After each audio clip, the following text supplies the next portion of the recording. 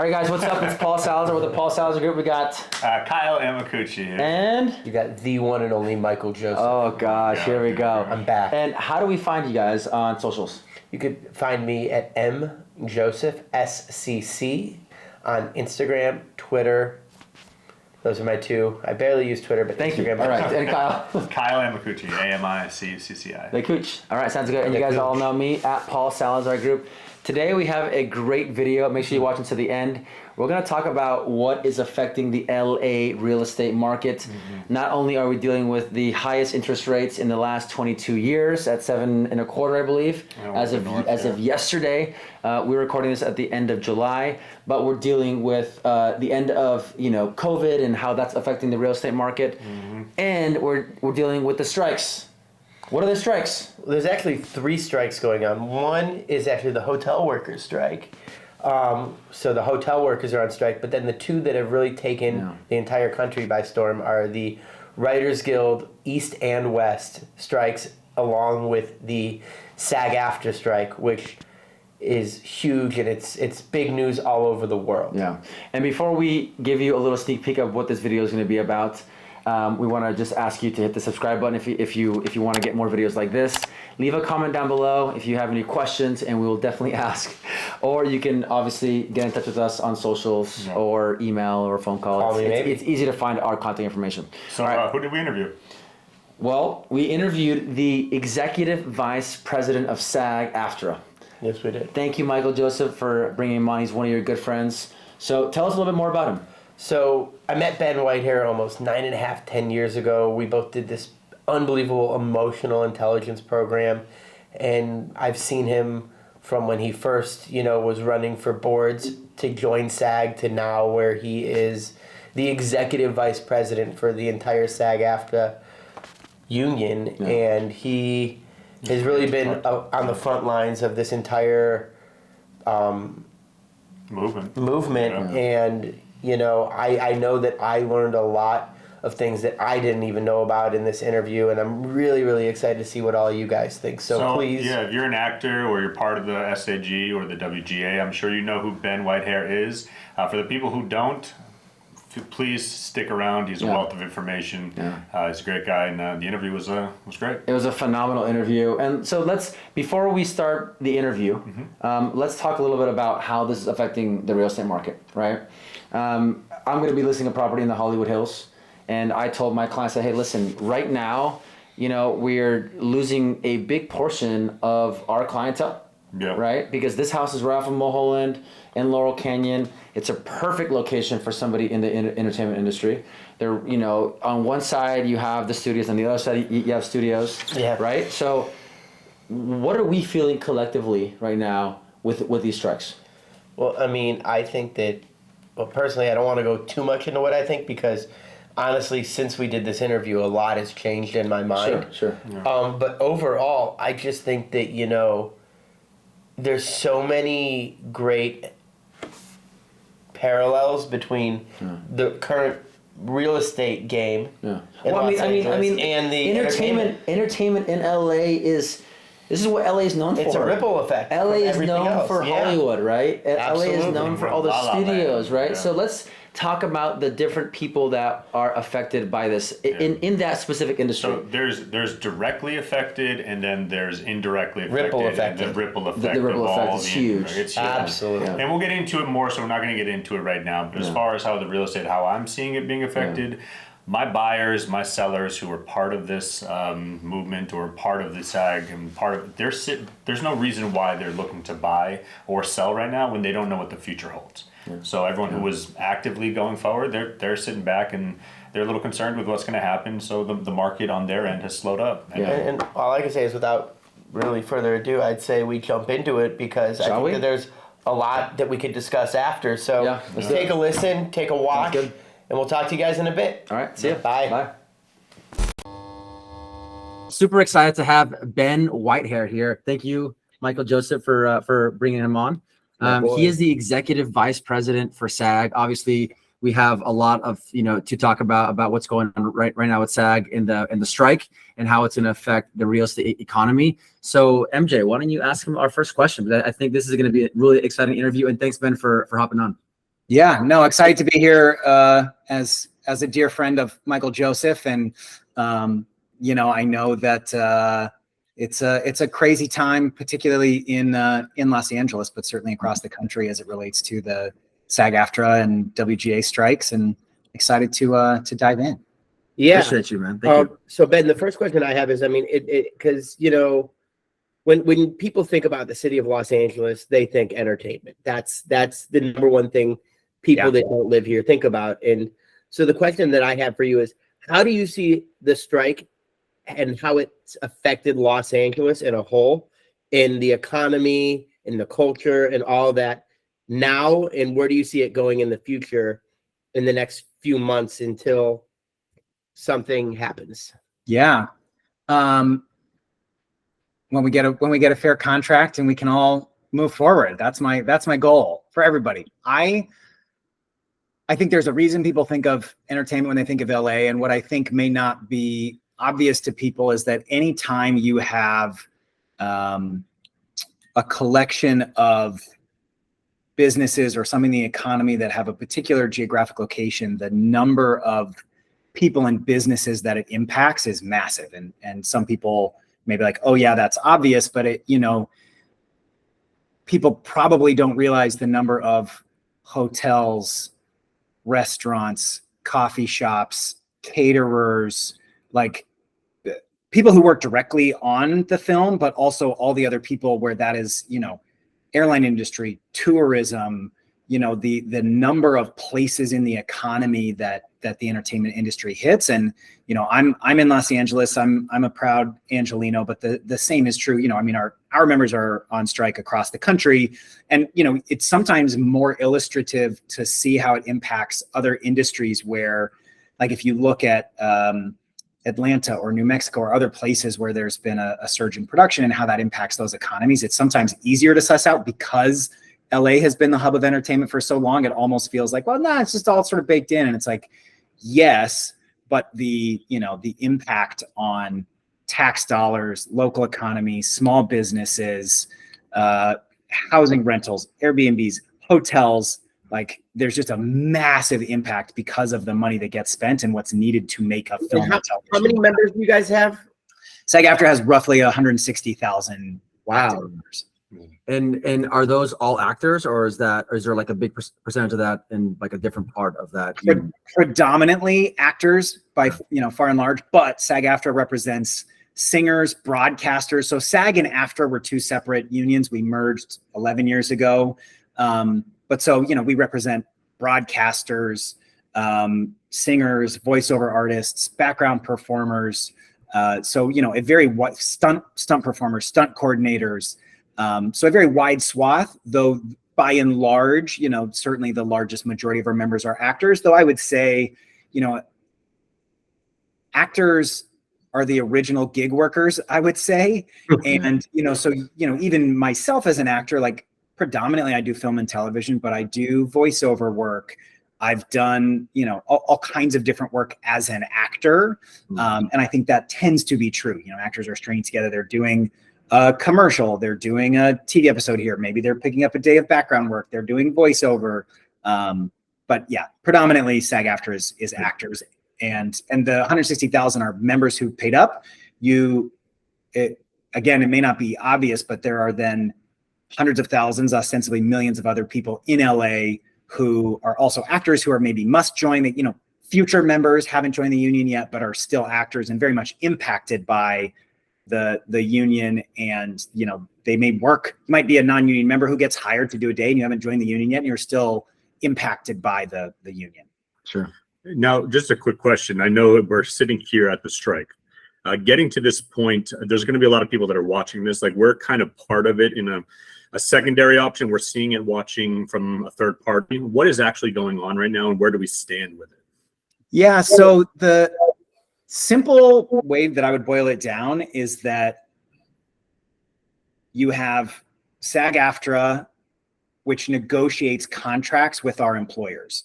And we have a ton of different contracts. Broadcast. This morning we were, passing a number of broadcast contracts for different news stations, podcast contracts, the commercials contract, right? So different individual contracts that get negotiated with different employers. The strike that's happening is our TV film streaming contract, which people often think of as like the main contract. We have hundreds, but the core contract that covers what most people think of as film and television and streaming is under the TV theatrical streaming contract. The TV theatrical streaming contract also impacts some of like our lower budget films that people think of around maybe indie films or a short project or, you know, micro budget, which those are not on strike. But so put simply, the union negotiates this contract with a group called the AMPTP. And the AMPTP is essentially an organized conglomerate of the major studios, production companies who basically all join and say, okay, we're going to let the AMPTP on our behalf, with those people there, go negotiate a contract with the union. And roughly generally the contract's on a 3-year cycle. So every 3 years that contract gets renegotiated. We were in that process. And from my perspective, certainly basically what the union member said is, hey, we are demanding certain things in order to agree to a new contract. The producers said, we don't agree. So the contract expired and the national board voted to go on strike, which basically means we're withholding our labor until we get a contract. The last thing that I would say, because it relates to all the other contracts, is that, again, this is like the TV film contract. So commercials are still happening. I was taping myself for a commercial audition yesterday. So our other contracts are not currently on strike, right? Yeah, I think most people don't know that. I think that's right. Because it's like, oh, it's SAG-AFTRA, it's everything, but it's this contract that we're striking. So our members are still able to and doing commercials. There's some daytime television contracts, I believe. There's some animation contracts, voiceover contracts. I mentioned like our lower budget, like the short project agreement, like what you might think of as like a short film that ends up somewhere. Those are all still happening. But film and television, the way most people think of it, that is what we're striking. So the WGA, I'm sorry. WGA, yep. Yeah, they went on strike a couple months ago. That's right. And you guys followed suit right behind. Is it because the 3-year cycle kind of falls on the same date, or is there something that you guys are like standing in unison with, or something along that nature? Yeah, great question. So it's because the contracts are basically on a similar 3-year timeline. The WGA, which represents the writers, the DGA, which represents, it's the Directors Guild, but also represents a number of other different professions within that, and then SAG-AFTRA, and all of us negotiate with the AMPTP, right? So the writers had their process. They went in and negotiated. The writers decided, hey, we're not willing to accept this deal. We're going on strike. And then the same thing happened. We then negotiated with them next, and very much want a contract. I think at the end of the day, everybody just wants. I would prefer to be working. People would prefer to be working, and ultimately, I think on some level that is true for the studios and the producers. Like, ultimately, everybody wants to be working. From our perspective, we're saying, hey, we just want to make sure that we're getting paid fairly and have protections and working conditions in order to do that. Yeah, and I guess the last time we saw it, or I saw it personally, there was like 211 points that you guys are trying to figure out. Right now, I know it's like there's so much to get into, but the main keyword that we're seeing thrown around from a third-party point of view is AI. Is that kind of the biggest thing that's going on that's stopping that blockage, or what are you guys seeing that's like kind of not letting the ball move forward? Yeah, I mean, I would say there are a number of them. Part of what is both beautiful and challenging about SAG-AFTRA is because we represent so many different types of creatives. We say SAG-AFTRA represents everybody in front of the camera or behind a microphone. And so there are needs in the realm of like self-taping and, stunt coordinators who have a very different, their profession looks very different, background performers. So there's a lot of things that I would say are meaningfully important. I would say the core issues predominantly come down to AI is certainly a big piece of it. And what we're saying is, hey, AI is a technology, it's a tool, it's fine. We're not trying to stop it. We just want informed consent. I want to know that if you're using my image and likeness for your project, for your training model, for whatever, I want to know so that I can consent to that happening and that I'm getting paid for when that happens. So AI is a big piece. And then what I would call, economic fairness, which it can get sort of nuanced in the contract, but essentially what we get paid when we do the job and what we get paid in residuals. And part of the challenge that I think will make sense to people, but may not be immediately obvious, is just that the business model of film and television has changed a lot. Historically, you had, a couple primary networks. They would air on television. We would all, for those of you old enough, adjust the rabbit ears and hit the side of the TV and watch it. And then I remember that. Re-air it. I'm revealing my age. And then they'd re-air it again. They'd do reruns, and performers were getting paid because, hey, the business is making money again, right? They're able to get more advertising dollars when they're doing that. So then we get residuals as part of they're still making money on it. And as we've shifted to a model that is predominantly streaming, it's just very different. It's on the platform. It's not airing and then going away and then re-airing and all of that. So the fundamental business model has changed, and the way that the residuals work for networks for streaming is just very different. And so, for anybody who saw Fran Drescher's speech, a key part of what she's saying is, hey, the employers, you all changed the business model. You thought you had a better way to do it. Cool. Let's update the contract to match what is true now, in a business model that is very different than what it was, 10 years ago. I don't remember the exact dates, but rewind, Netflix didn't have any original programming, and then they did House of Cards, they did Orange is the New Black. But so it was a very nascent idea of original programming and content going to streamers. And now we're in a world where that is the norm. And so, hey, we want to update the contract to do that. Similarly, like self-tapes, right? So anybody who doesn't know, we audition. Historically, you think of an actor drives across town, goes into generally a very small, weird room with a chair. You do the audition with the casting director, you go home. Now, particularly since COVID, self-taping allowed people to still audition. It's like I say, if I could turn my computer, you'd see I've got lights and a backdrop over here so that I can tape myself for the audition.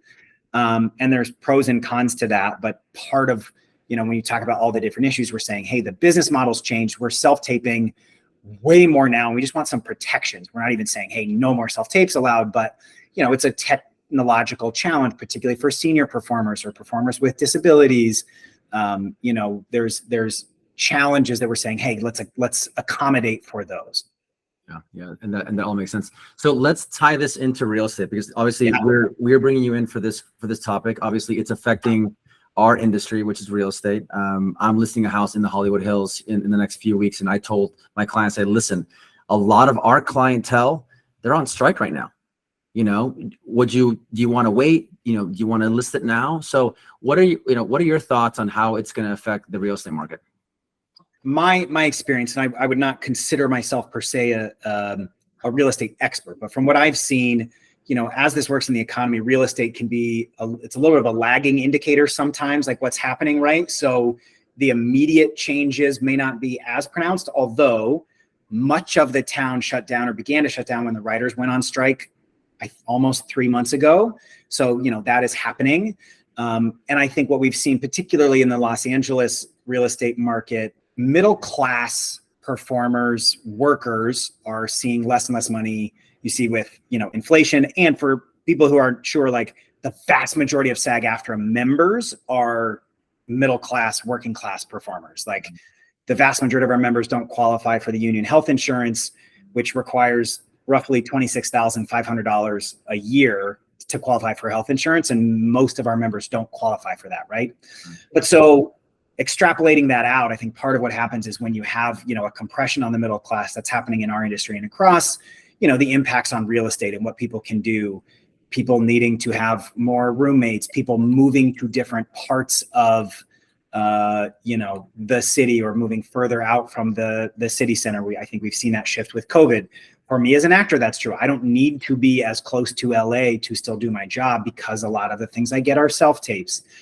So geographically where people are located, in terms of what people actually need in their housing, right? Home offices, self-tape studios, that kind of thing. When you talk about, the luxury housing market, certainly what we've seen economy-wide in our industry and otherwise is that, if you're if you're in that top 1%, you're probably more impacted by the stock market, perhaps, than you are. But, strikes, all these things will impact the stock market. It may take a little bit to come out, but ultimately the networks and studios, they need content. If they never produce, if no more film or television ever got produced, eventually everybody would stop subscribing to TV. They would cancel their streaming subscriptions. Like, oh, there's nothing new ever.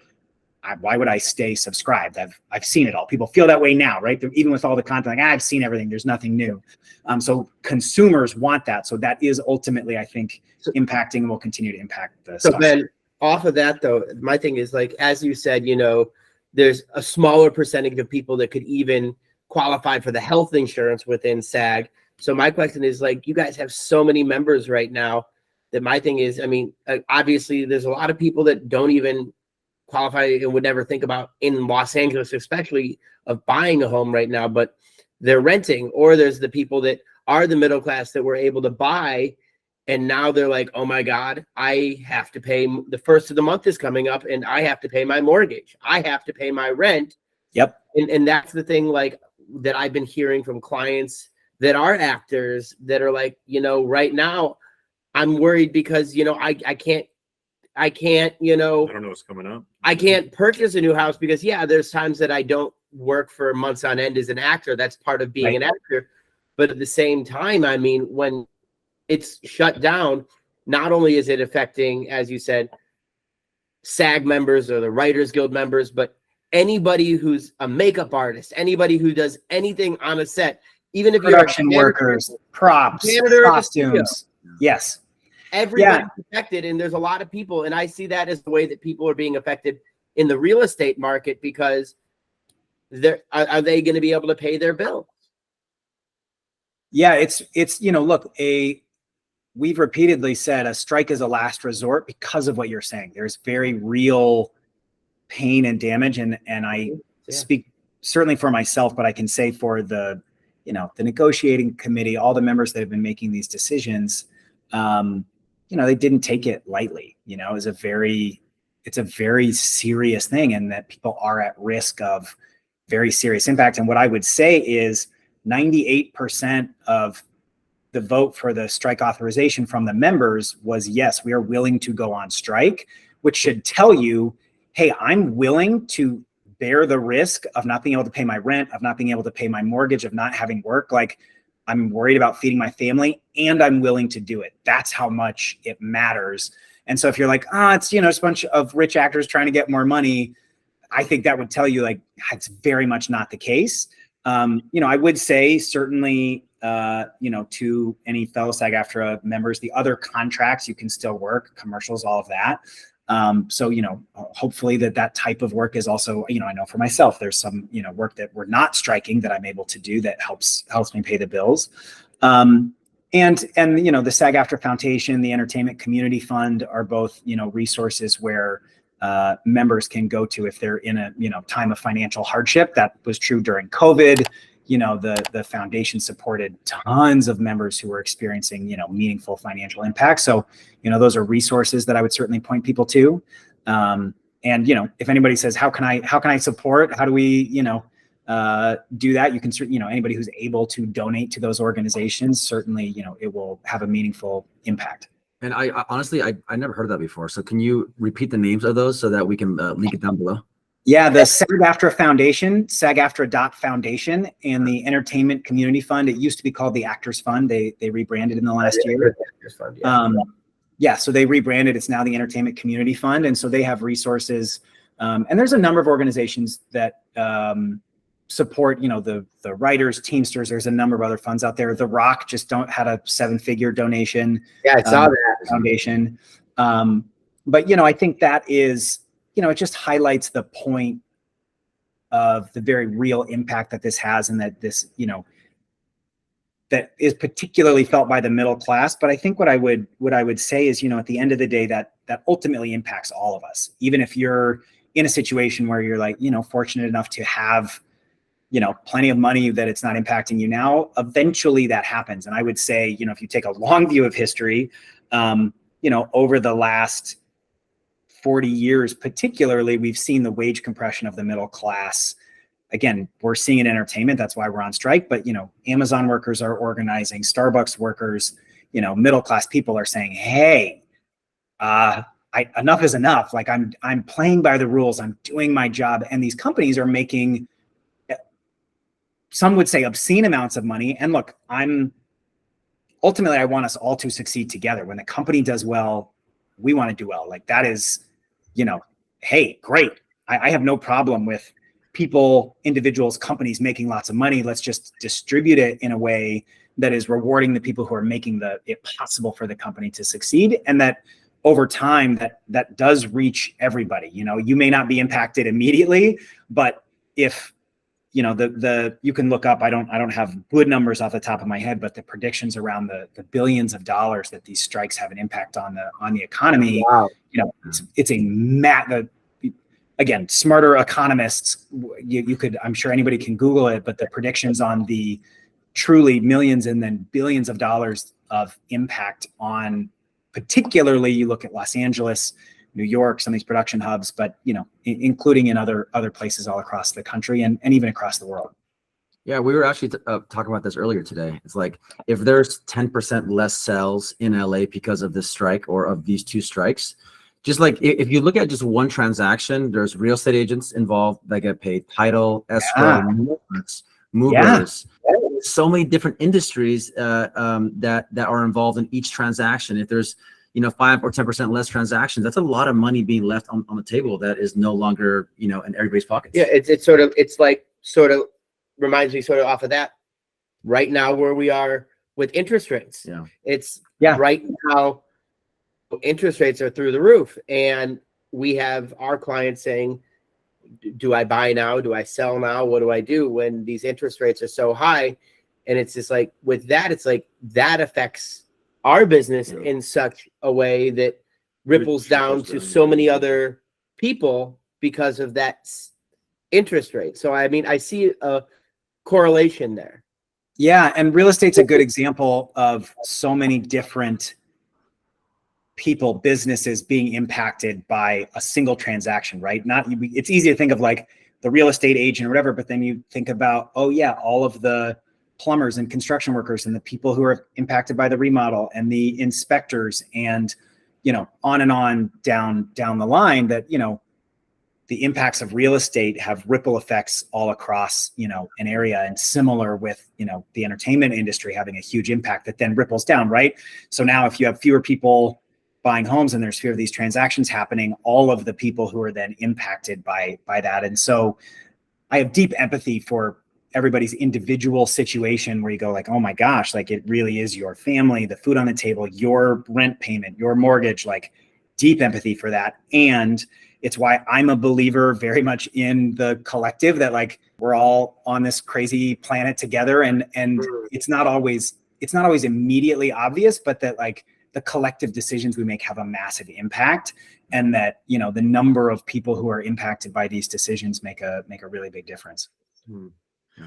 Now, with the cost of living and the rates rising in California, and then production companies opening up in Vegas, New Mexico, like you said, Atlanta, Cleveland, do you see Los Angeles being the hub of entertainment in the next 6 years moving forward? I do. I to your point, there is certainly the landscape definitely looks different than it did before. And, that's wonderful for the SAG-AFTRA members who are in Atlanta, who are in New Mexico, who are in these other places. Like I think the entertainment industry can, and we've seen bring, the multiplier impact is why there are tax incentives, right? Why would the government give extra money for someone to be there? Because it has a multiplier effect on the economy. When Breaking Bad goes and films in Albuquerque, and now you have people that are traveling there to go on the tour, and all of the restaurants and the hotels. And like, when I worked on Better Call Saul, there were hotels, there were rental cars. I went out to eat when I was there, right? Like the number of people who can then benefit because of that.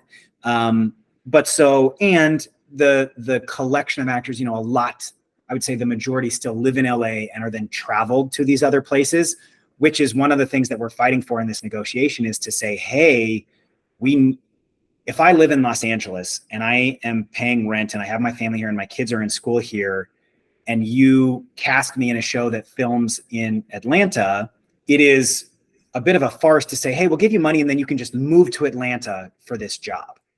My family's here. I own my home here, or I'm in a lease. My kids are in school. So now you end up needing to pay for 2 places of residence and the impact of the costs. And so the network, the studio is saving millions of dollars by being in this other location. Fine, great. But hey, our members who predominantly, in a lot of these situations are based in LA or New York and are needing to relocate, it is not fair to just say like, oh, cool, we'll throw you a few grand and now you can move to Atlanta. It's like, I can't, right? Like that's not possible. And so even when you hear of, actors, look, there's a top percentage of our members who do very well, right? But it would be like in real estate, you all know the average real estate agent is not making $50 million a year. 20% of the agents sell 80% of the homes. It's probably right. Or some of them, sure, right on, good for them. But your average person working in real estate is not, they don't have a yacht. It's not us. Yeah. Exactly. Hey, yourself. So I do think the creativity and the concentration of resources in LA are likely to maintain that. But people are traveling a lot more and then coming back. And you're certainly seeing, an expansion of even SAG-AFTRA members who are in some of these other markets that are getting other things. And I'm, pleased anytime that the entertainment industry is able to help bolster any of these economies. And for our members who are working there and go, oh my gosh, like all of a sudden I can support my family. There's enough work here to do what I love and live near my family, or live in a place where the cost of living is such that I, want to live here because of the real estate market. I have friends who are like, I want to own a home. So I moved to Atlanta because I'm an actor and I love acting, but what I can get for my money in real estate, I want to live in Atlanta. And if they're able to do that, fantastic. I would certainly love for all of our members, wherever they are, to be able to do that, regardless of where they live. Yeah, for sure. I guess to kind of close things, and Ben, thanks for being on here. This is awesome. Yeah, my pleasure. A lot of great info. How long do you see this lasting? As long as the AMPTP decides that they're not willing to come back. I mean, we said that the night of the day after, and it's genuine, like we are ready, willing, and able to come back to the negotiating table, the room, and like hammer out a fair contract. We've made it very clear what's needed to make a deal. Hey, look, their last offer to us was, hey, you're going to make less money next year than you made 3 years ago in real dollars. And then at the end of the contract, so like 3 years from now, you'll be making even less money than you were making. And it's like, hey, we can't do that. We cannot sustain our lives and continue to give you the acting that allows your company to make a lot of money if we're making less money than we were before, or are getting replaced by machines without our knowledge or consent, all of those things. So I think, anybody who has a prediction is just guessing. I hope it's soon. I would like for us to get this hammered out tomorrow. And SAG-AFTRA is very much willing to do that. The things that we've seen in the press from the AMPTP, there was the CEO saying like, hey, our strategy essentially is to let the writers starve and lose their apartments. Wow.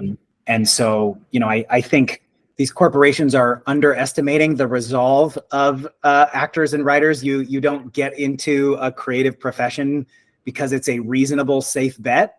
You do it for love and passion going against the odds. So, hopefully people start to realize that. And ultimately, look, I get the incentives in a business to cut all of the costs mercilessly.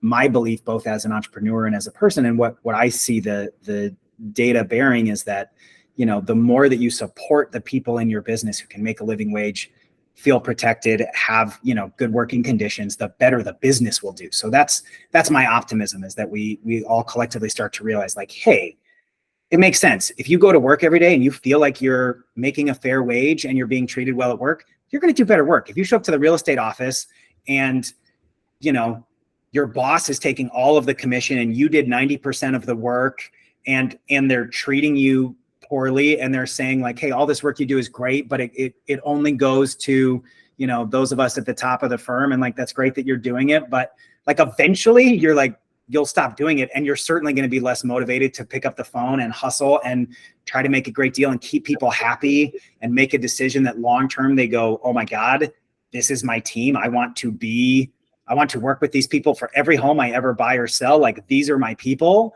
And so to me, that's what I'm optimistic that collectively everybody will start to realize is, hey, when we pair, and the data is very clear. Like, when you pay people a living wage, when you allow them to survive in the economy, when they have protections, when they're safe, everybody flourishes, and then the companies do better. And I want that to happen. I want the companies to, I want it to be the best film and television products and money that happens in the industry that has ever happened. Like, that is my goal. And let's make sure that all the people who are making that possible are just getting paid a fair wage while we do that. Sure. No, that makes sense. Any other questions? I feel like we covered a lot. Yeah. The only one I'd have is that came up for me, and I definitely wanted to cover it, is I believe I read recently that as of August 1, though, from the COVID cycle, even though from the beginning of the pandemic, for the first year and a half, all of the back rent that people were forgiven on, or said, hey, you could pay it later, all of that becomes due on August 1 in Los Angeles County. So that makes me think, so now you have a strike going on. You have rates up, and you have them saying, if you didn't pay rent for that year and a half period, as of August 1, if you don't fulfill that, evictions are going to go way up. Yeah. Members, especially because there's a lot of renters.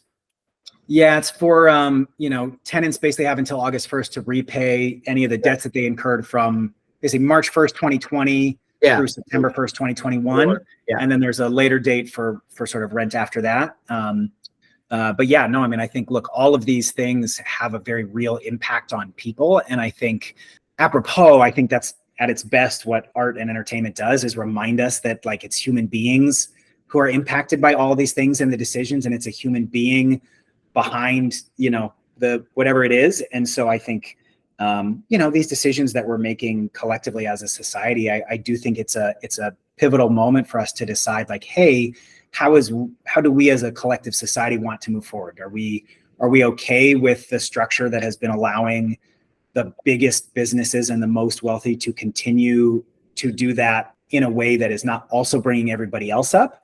And it's interesting, you can look at the graphs. They're very, very clear. The more people are part of a union, the better the middle class does. Wealth inequality, whether you're a member of the union or not, the existence of a union in your industry, and the more people are part of a union, the more that, and this happened, essentially up through the late 70s, early 80s.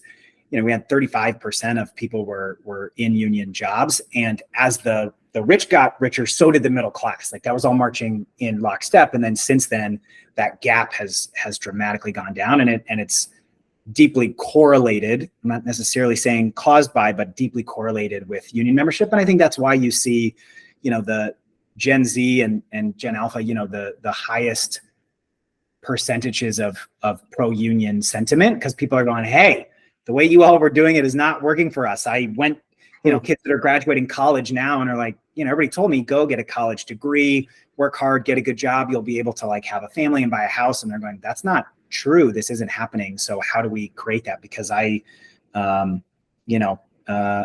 for those who want to own a home or raise a family or, have that type of really, beautiful piece that has been a core part of the American dream. I want for people to be able to do that. And we need to make sure people have enough money to literally do that.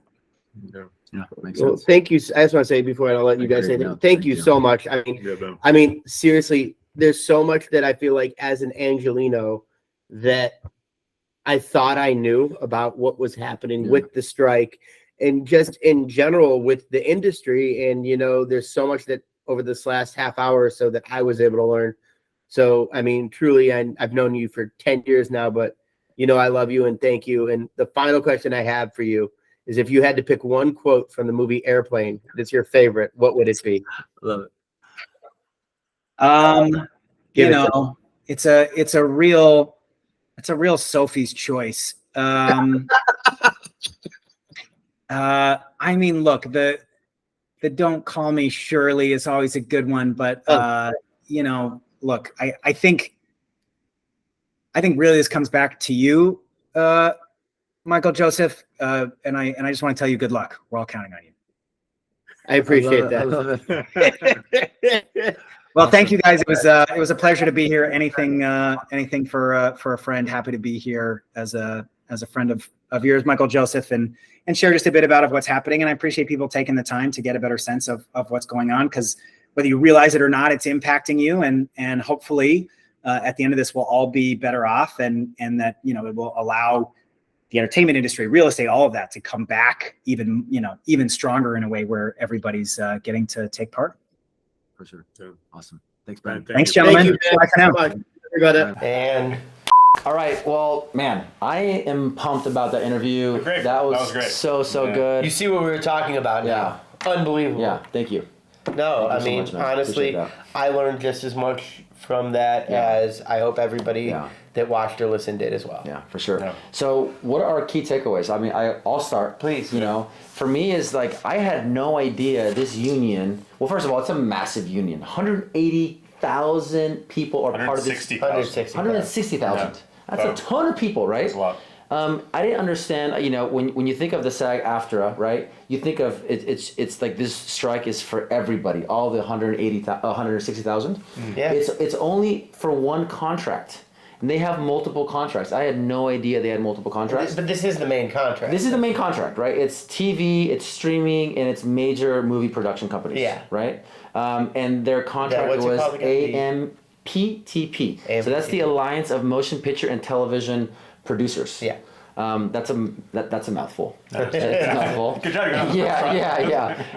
But you know, I mean, who knows how long this strike's gonna last? It could be months. Hopefully not. You know, because It's been months so far. It's been 3 months. Well, For that's the writers. Yeah. Yeah, But so it's already been several weeks. SAG is a week or two in. Yeah. But it's gonna be rough, right? So what are our other key takeaways? That was mine. So the biggest thing I asked that I wanted to find out is whether or not Los Angeles is going to be the hub of entertainment, right? Yeah, I think Ben absolutely. felt very comfortable that even though I would say he said 80,000 Yeah, we people talked out of the after, 160, Yeah, half of them. 80,000 people out of the 160,000 in SAG are actually located and living in Los Angeles.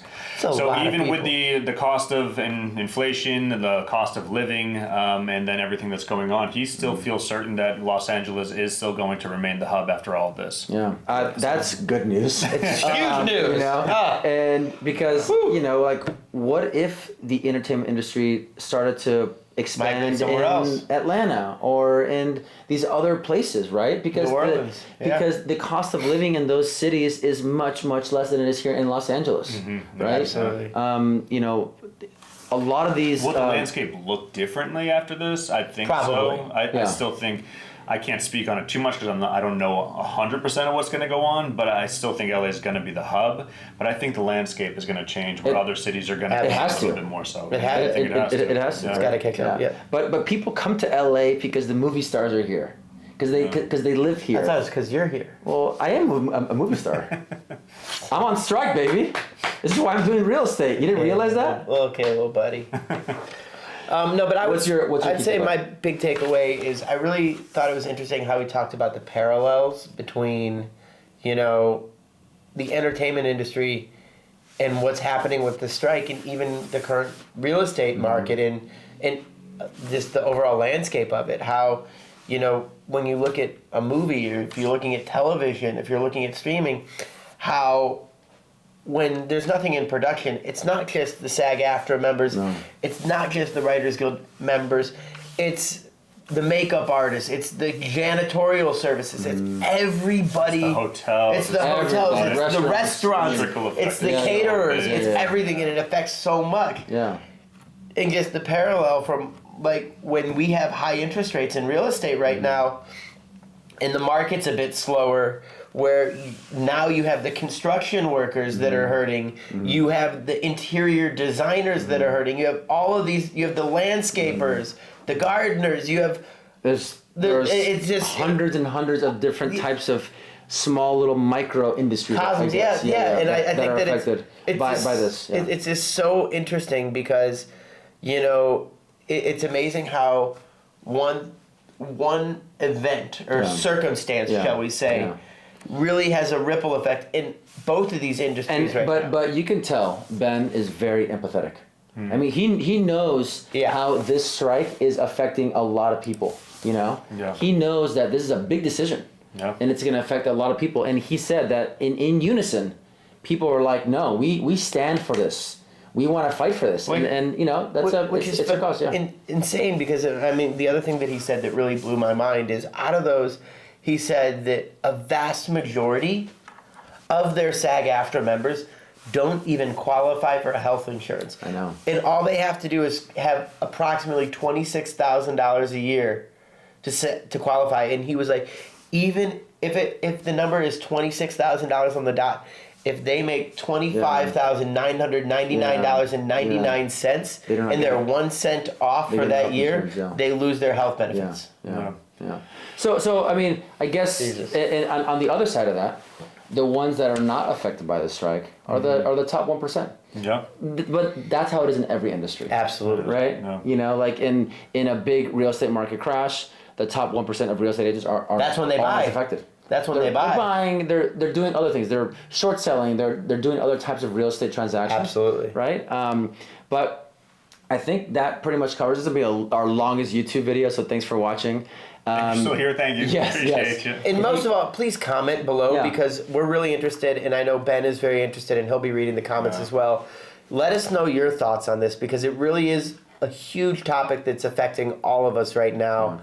And we'd love to hear what you learned. Too. You may not feel like it's affecting you. It definitely is going to trickle down at some point, and it's going to have a affect everybody. prolonged effect. It affects everybody. Yeah. And for every day there's a strike, it's another day longer, right? So it's One day more. Yeah, that because again, it's a ripple effect. So it's not going to happen instantly, but it'll happen over time, right? Absolutely. Thanks for watching. Make sure you hit the subscribe button. Leave a comment down below. Do a like.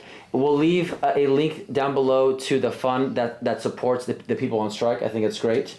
Yeah. So if you have some extra cash and you want to support those that are on strike, that would be awesome. And I do just want to leave this by saying, we are not saying one side or the other is right. We just are hoping on behalf of us that both sides could get to the table soon and find common ground because there's so many people affected by this and we just want to see everybody win. Yeah. Sounds good. Yeah. All right, Thank you guys. Appreciate it. See you later. Peace.